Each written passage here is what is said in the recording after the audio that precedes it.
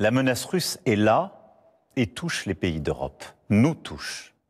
La Russie a déjà fait du conflit ukrainien un conflit mondial. Elle a mobilisé sur notre continent des soldats nord-coréens, des équipements iraniens, tout en aidant ces pays à s'armer davantage.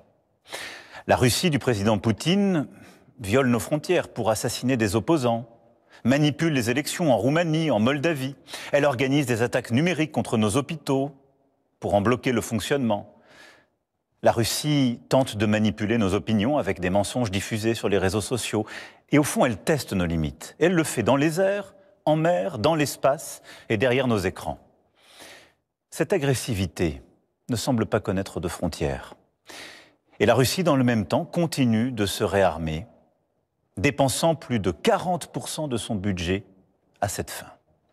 D'ici 2030, elle prévoit d'encore accroître son armée, d'avoir 300 000 soldats supplémentaires, 3 000 chars, 300 avions de chasse de plus.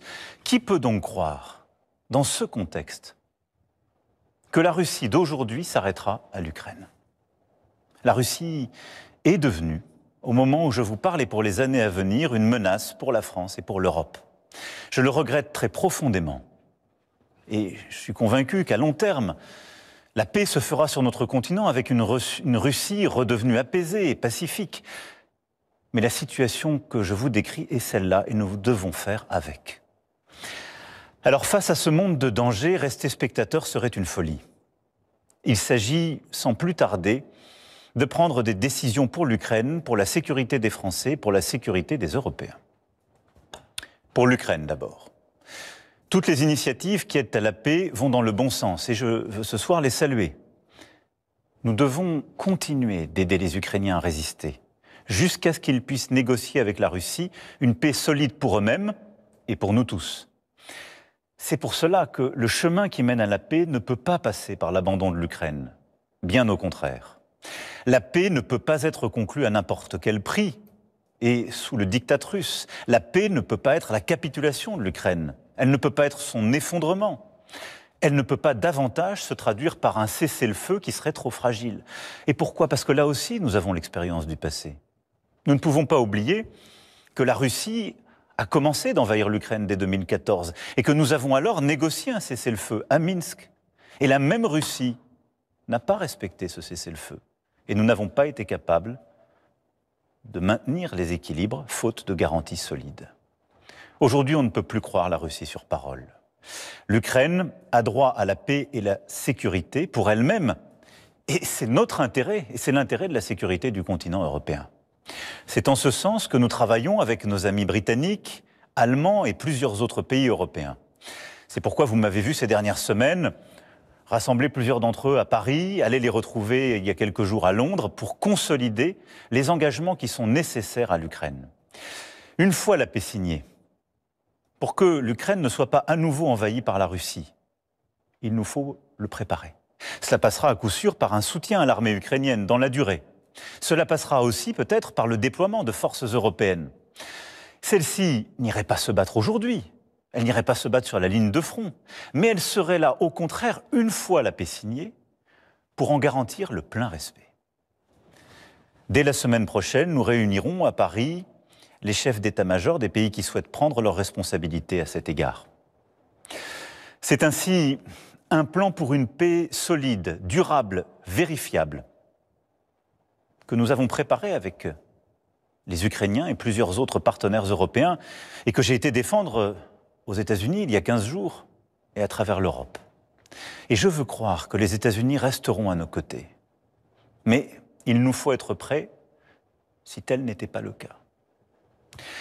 Que la paix en Ukraine soit acquise rapidement ou non, les États européens doivent, compte tenu de la menace russe que je viens de vous décrire, être capables de mieux se défendre et de dissuader toute nouvelle agression. Oui, quoi qu'il advienne, il nous faut nous équiper davantage, hausser notre position de défense, et cela pour la paix même, pour dissuader. À ce titre, nous restons attachés à l'OTAN et à notre partenariat avec les États-Unis d'Amérique. Mais il nous faut faire plus, renforcer notre indépendance en matière de défense et de sécurité. L'avenir de l'Europe n'a pas à être tranché à Washington ou à Moscou. Et oui, la menace revient à l'Est.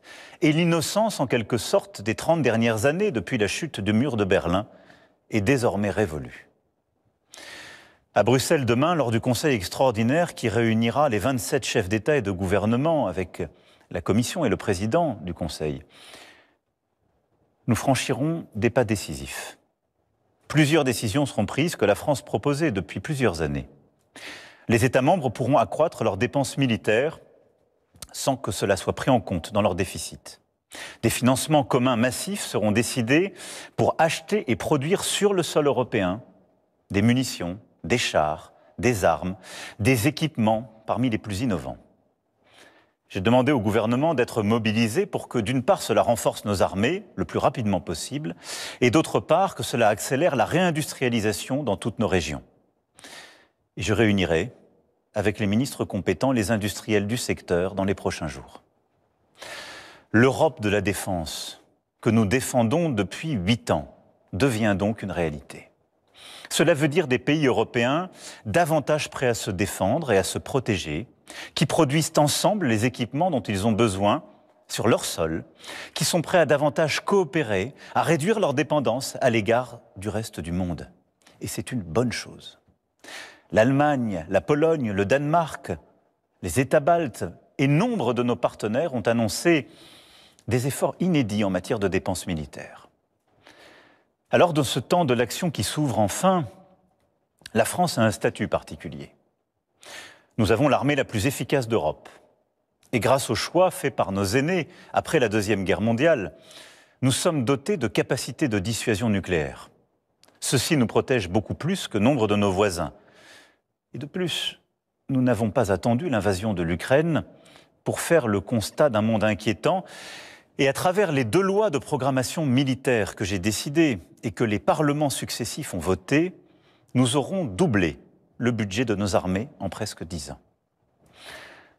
Mais compte tenu de l'évolution des menaces, de cette accélération que je viens de décrire, nous aurons à faire de nouveaux choix budgétaires et des investissements supplémentaires qui sont désormais devenus indispensables. J'ai demandé au gouvernement d'y travailler le plus vite possible. Ce seront de nouveaux investissements qui exigent de mobiliser des financements privés, mais aussi des financements publics, sans que les impôts ne soient augmentés.